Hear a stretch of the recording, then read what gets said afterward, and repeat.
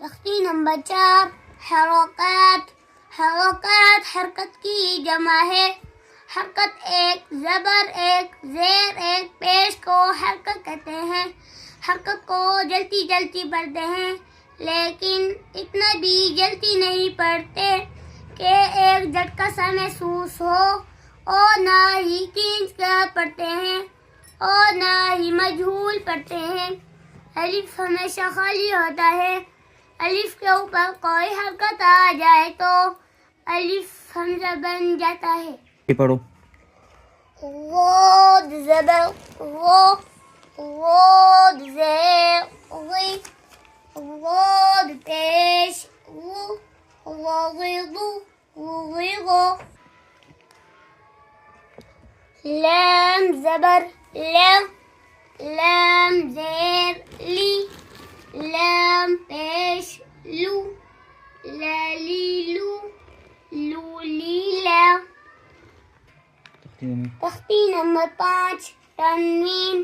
دو زبر دو زیر دو پیش کو تنوین کہتے ہیں. تنوین میں غنہ ہوتا ہے. غنہ داغ میں آواز چھپانے کا نام ہے. دو زبر کی تنوین میں کبھی الف اور کبھی یا لکھے ہوئے آتے ہیں لیکن ہم انہیں ہجا روا میں نہیں پڑھتے. گول تا کو کف کی حالت میں گول ہا سے بدل کر پڑھتے ہیں. غنہ کی دو اقسام ہیں، غنہ عنیفانی، غنہ زمانی.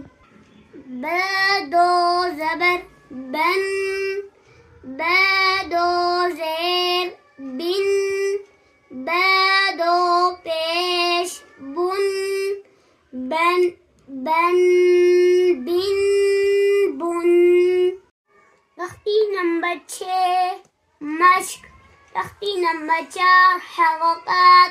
تختی نمبر 5 تنوین کی مشق ہے، یعنی اس تختی میں حرکات والے حرف اور تنوین والے حرف بھی آئیں گے. حمزہ زبر ا، با زبر با، ابا. دال دو زبر دن، ابدن. وقفا ابدا.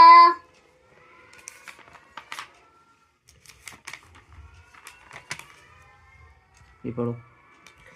تختی نمبر 3 حروف مقطعات. مقطعات کٹے ہوئے حرفوں کو حروف مقطعات کہتے ہیں. کاف ہا یا عین صاد.